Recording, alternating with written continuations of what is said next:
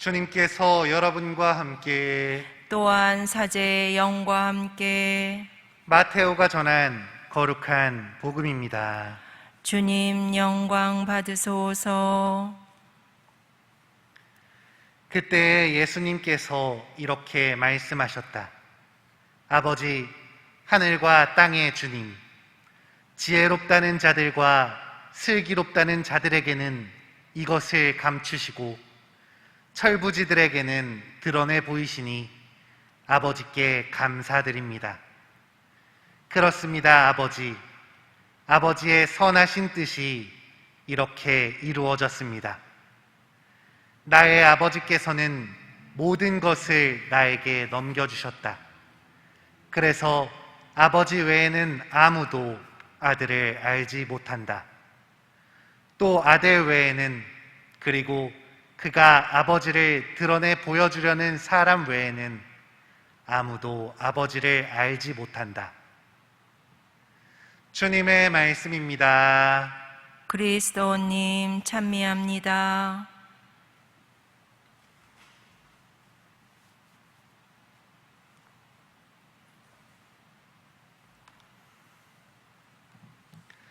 참 예수님, 참 예수님, 오늘의 복음은 지혜롭다는 자들에게 감추시고 철부지들에게 드러내 보이시는 아버지께 감사하는 예수님의 모습이 등장합니다.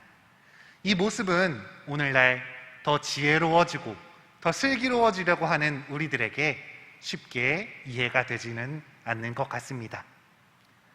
어렸을 적 저에게 가장 큰 칭찬은 똑똑하다라는 말이었습니다. 아이고, 우리 아들 참 똑똑하네. 역시 용규가 공부를 참 잘해. 저는 이런 말을 들을 때마다 기분이 참 좋았던 것 같습니다. 부모님이나 선생님들은 성적이 좋을 때면 이렇게 칭찬을 해주셨고 또 좋아해 주셨기 때문에 저는 똑똑해지는 게 최고로 좋은 것이라고 생각하고 있었죠. 그런데 점점 나이가 들면서 학년이 올라가면서 똑똑하게 살기가 쉽지 않았습니다. 저보다 공부를 더 잘하는 친구들과 함께 지내다 보니 성적으로 칭찬받기가 쉽지 않았던 것이죠. 그러다 보니 성적이 아닌 다른 것들도, 내가 칭찬받을 수 있는 다른 것들을 찾아보기 시작했습니다. 나를 인정해 줄 수 있는 것들, 내가 잘할 수 있는 것들을 하나씩 살펴보게 된 것입니다. 아마 저 말고도 많은 학생들이, 그리고 많은 분들이 이렇게 자신감과 자존감을 채워줄 무언가를 하나쯤은 가지고 계실 것입니다. 그런데 신학교에 입학하고 나서 저에게는 한 가지 어려움이 생겼습니다. 묵상을 하고 기도 면담을 할 때마다 신부님들께 적지 않게 혼이 났던 것입니다. 신부님들께서는 왜 자꾸 기도 안에서 무언가를 하려고 하냐고, 그냥 있는 대로 받아들여야 한다고 저에게 말씀하셨습니다. 그런데 저는 이 말씀을 쉽게 이해하지 못했습니다. 있는 그대로를 받아들이라는 말이 무슨 뜻인지 와닿지 않았던 것입니다. 그러던 어느 날 한 선배 신학생이 저에게 조언을 해 주었습니다. 학사님은 이미 사랑받고 계시다고, 무언가를 해야 사랑받는 것이 아니라 그냥 사랑받고 있는 거라고. 저에게는 이 선배의 조언이 큰 충격으로 다가왔습니다. 지금까지 내가 사랑받기 위해선, 인정받고 존중받기 위해선 무언가를 잘해야 했습니다. 공부도 잘해야 했고, 게임도 잘해야 했고, 다른 사람들과 친하게 지내기도 해야 했습니다. 그런데 하느님은 이런 것을 잘하는 나를 사랑하시는 것이 아니라 그냥 있는 그대로의 나를 사랑하신다는 선배의 조언은 그동안 익숙했었던 저의 모습을 크게 바꾸어 놓았습니다. 이 조언을 받아들이면서 저는 훨씬 더 자유로워질 수 있었고 훨씬 더 기쁘게 기도할 수 있었습니다. 지혜롭고 슬기롭다는 사람들은 자신의 지혜를 드러내고 훌륭한 삶을 살아감으로써 주변으로부터 인정과 사랑을 받습니다. 그런데 예수님께서는 당시 지혜롭고 슬기로운 사람들이었던 율법학자와 바리사이들이 아니라 힘들고 어려웠었던 죄인들, 세리들, 그리고 병자들을 찾아가셨습니다. 예수님께서는 훌륭하다고 알려졌던 사람들 대신 부족하다고 손가락질 받던 이들을 찾아가신 것입니다. 인정받지 못하고 존중받지 못했던 그들은 예수님의 다가옴을 느낄 수 있었고 그 안에서 온전한 하느님의 사랑을 느낄 수 있었습니다.